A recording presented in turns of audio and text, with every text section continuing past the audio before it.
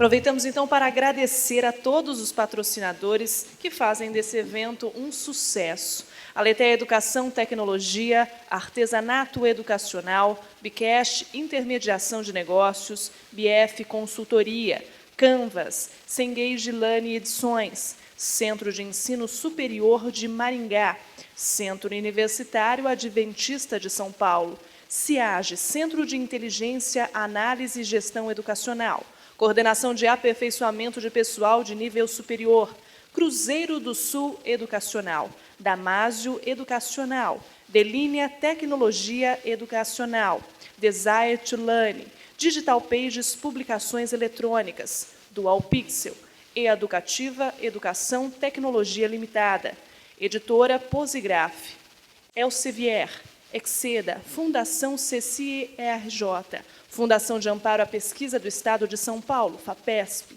Fundação Getúlio Vargas, GEM Educação, Grupo A, Blackboard, Grupo A, Sagar, Grupo Educacional Uninter, Roper Educacional, Instituto Legislativo Brasileiro do Senado Federal, Irvine Ayrshire Serviços em Informática, Ituan Tecnologia da Informação, Croton Educacional, Leo Learning, Pearson Education do Brasil, Read Speaker, Recor, Serviço Nacional de Aprendizagem Comercial, SENAC, Sociedade de Educação Tiradentes, Somos Educação, Starline Tecnologia, Time Now, Tanitin, Unianchieta, Universidade Aberta do SUS, Universidade Estácio de Sá, Universidade Metodista, Universidade Positivo, Universidade Santo Amaro, Uibaula, Webnauta. Enquanto não chegam algumas perguntas, talvez para incentivar, eu tenho uma relevant question for you, ok? A pergunta que eu gostaria de fazer ao professor John Bagley é a seguinte: nós sabemos que o conhecimento ele é construído sempre sobre o ombro de gigantes. E eu queria saber a opinião dele, se ele acredita que no campo teórico da educação, se há algo que seja específico para a educação à distância, ou se nós permanecemos aplicando ou tentando aplicar teorias que funcionam, que são aplicáveis, mas que vieram antes do fenômeno da internet e da mudança que o mundo teve a partir da internet.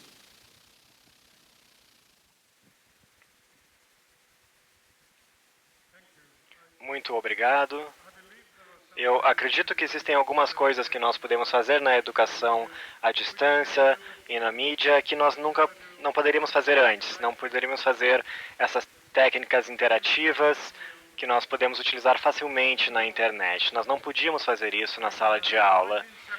E nos anos 70, meu primeiro trabalho de consultoria foi para um canal de televisão britânico. Eles queriam que eu ajudasse eles a montar unidades interativas nas cadeiras do estúdio, das salas. Eu pensei, isso é ótimo, isso vai revolucionar a educação. E aí eu migrei para os Estados Unidos, para o Canadá, mas numa visita à América eu vi essas salas de aula incríveis para centenas de estudantes e todas tinham essas unidades de mão nos braços das cadeiras. E elas nunca foram usadas. Era um trabalho muito grande para o professor tradicional preparar as perguntas e as respostas para os propósitos de feedback. Mas no contexto das conferências online, nós fazemos essas coisas automaticamente. O Moodle é baseado em muitas características de interação. Eu acho que isso é algo que veio junto com a área da educação à distância, que levantou o nível e levantou as oportunidades para ensinar bem ou melhor do que em um contexto tradicional interpessoal. Mas eu ainda chamo esses princípios que eu listei, que por 100 anos, eu ainda acredito que eles precisam ser a base dessas novas tecnologias de educação à distância, e eu não acredito que eles estão fazendo isso de forma suficiente. Tem um daqueles, os heróis não conhecidos do passado. Quem é ele é o meu herói, ele é o equivalente em 1919, 1920, do incrível trabalho que Paulo Freire fez. O Paulo Freire se tornou o meu herói. E nos anos 70 e nos anos 80, eu disse para os meus estudantes irem assistir uma palestra dele em Toronto, mas em 1920, Dziga Vertov fez muitas dessas coisas com as pessoas das áreas rurais que o Paulo Freire fez de forma tão bonita. E Vertov é muito bem conhecido no círculo de filmes, mas não na educação. Mas no seu trabalho em pegar a educação para as novas partes do Império Soviético, sobre trens, ele foi o primeiro especialista em aprendizado móvel e desenvolveu avaliação formativa e design instrucional e feedback, todas as técnicas que nós aceitamos como dadas hoje. Isso existe ou começou há 100 anos atrás. Eu acho que nós precisamos olhar para esses pioneiros que são totalmente relevantes hoje. Então, muito obrigado.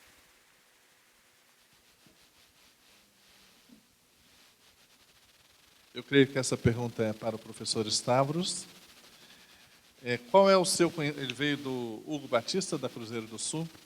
Qual é o seu conhecimento sobre a fluência digital referente à colaboração para o desenvolvimento do cidadão digital? Fluência digital colabora com esse desenvolvimento?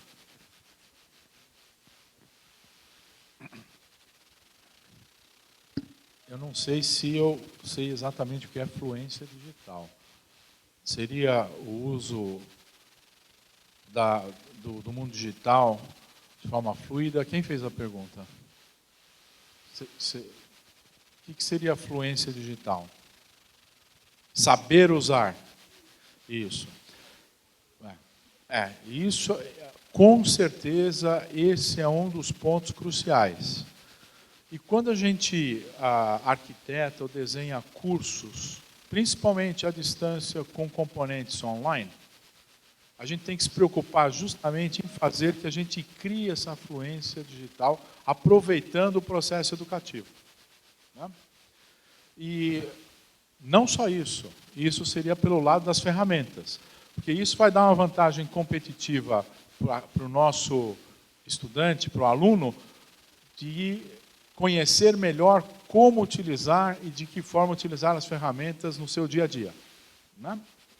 E por outro lado, só para complementar aqui, você não me perguntou, a característica com que a gente trabalha o nosso processo educativo, ele promove aquilo que toda empresa quer. Pessoas flexíveis, que saibam trabalhar em grupo, que saibam escrever e ler melhor, porque eles são obrigados a ler e escrever muito mais, tá certo? Então, acaba desenvolvendo isso, né? E são pessoas disciplinadas e que têm foco, porque normalmente, até hoje, a gente ainda está com uma leva de pessoas que vêm para o nosso lado em função de não ter tido a oportunidade de fazer o presencial. Então, além de você dar a fluência digital para o camarada, você pode contribuir com as tais soft skills, que são caracterizadas como a última milha da empregabilidade por alguns autores, tá certo? Que dá a diferença. A maioria dos formandos, engenharia é 15%, as outras áreas chegam a 20%, 25%, estão aptos a trabalhar em empresas multinacionais ou empresas grandes, em função de obterem esses elementos, talvez em casa mais do que na escola, na maioria dos casos. Mas existem hoje ferramentas que promovem isso e a gente tem que desenhar pensando nisso. Ok? Obrigado pela pergunta.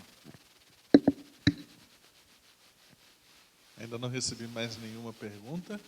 Eu quero fazer mais uma e essa eu quero dirigir aos dois palestrantes. nós estamos falando aqui sobre educação aberta, né? E o professor, eu queria pedir ao professor John Bagley, na sua experiência da Tabasca University e em toda a sua trajetória, quais são os 3 pilares da educação aberta que o senhor considera que são fundamentais? E aí, a partir da observação dele, eu gostaria que o Stavros fizesse uma análise de como que nós estamos nisso no Brasil, em relação à nossa distância para uma educação aberta.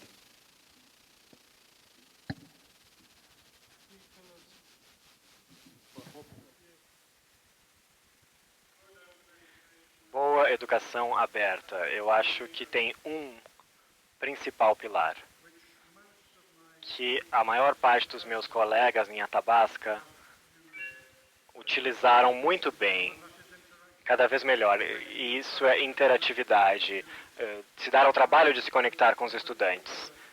E como segundo pilar, ter o conceito de facilitar, porque eles não têm que estar falando de forma dogmática ou didática, mas facilitar as coisas, as conexões dos estudantes. E o terceiro pilar é provavelmente o conectivismo. Talvez eu não tenha mencionado muito isso na palestra, porque eu não acredito que esse deve ser o objetivo final da educação online, educação aberta. Eu acho que todos esses 3 fatores têm um lugar, mas nenhum deles deve se tornar socializado como a única coisa que nós precisamos, ou fossilizado como a única coisa que nós precisamos nos preocupar. Eu acho que todos interagem. Desde que nós utilizemos eles bem, nós vamos conseguir fazer o nosso trabalho. Se a gente trouxer isso para o nosso cenário, eu acho que a gente teria que aplicar esses pilares que ele mencionou, e eu também concordo com você, John, não são os únicos pilares, né? A gente não deve fossilizar esse processo. Porém, a gente tem que alavancar isso, talvez, em preparar os nossos professores. Antes de começar um processo de interação professor-aluno. Então, eu acho que o grande desafio é criar mecanismos para motivar o professor a querer participar disso e ampliar. Porque eu não tenho como fazer uma educação aberta para massificar e aumentar a democratização do nosso, vamos dizer assim, do conhecimento dos nossos cidadãos, sem alavancar o professorado primeiro. Não invalida existirem iniciativas diferentes dessas para elementos, talvez, que não exigem a pedagogia que talvez o ensino superior exige. Tá certo? A gente pode, eventualmente, abrir de outra forma. Por exemplo, eu não sei se o professor Formiga está aí ainda. Não. Mas por que não abrir o sistema S para o Brasil? Né? Porque eles têm muita coisa aberta dentro do sistema. Tá certo?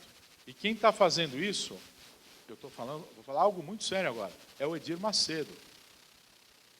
O Edir Macedo abre cursos técnicos via satélite para os fiéis que estão desempregados. Ok? Não vou discutir o mérito.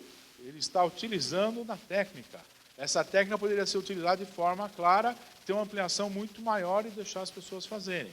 Obviamente, eu não estou falando da gente colocar no ar, tem que ser criterioso, curso de solda, né? Online. Porque, obviamente, a parte online, o laboratório de solda online, seria só uma partezinha do processo, talvez grande, para o camarada errar no eletrônico, não se queimar, não gastar muita energia e tal. Mas teria que ter a prática depois. Só dando um exemplo. Então, eu acho que, se a gente partir para isso, a UAB teve um pouco esse papel. Na minha opinião, não se conseguiu fazer com que houvesse massa crítica para essa continuidade, mas a gente tem um grande desafio, porque até os modos com que a gente definiu a nossa universidade, ou consórcio de universidades aberta, não é o conceito de educação aberta na sua essência. Então, nós não temos educação aberta formalmente nesse país, na minha visão. E se alguém quiser contestar, estou disposto a discutir isso. Ok? Eu acho que é isso que eu tenho a colocar. Obrigado, Luciano. Bom, nós não recebemos mais nenhuma pergunta. Eu creio que realmente temos aqui heróis e heroínas após um dia de trabalho intenso e muita coisa para pensar e muita coisa para refletir. Antes de devolver a palavra para a nossa cerimonialista, quero agradecer aos participantes da mesa por estarem aqui, nos concedendo essas palestras, a cada um de vocês que pôde aqui ficar.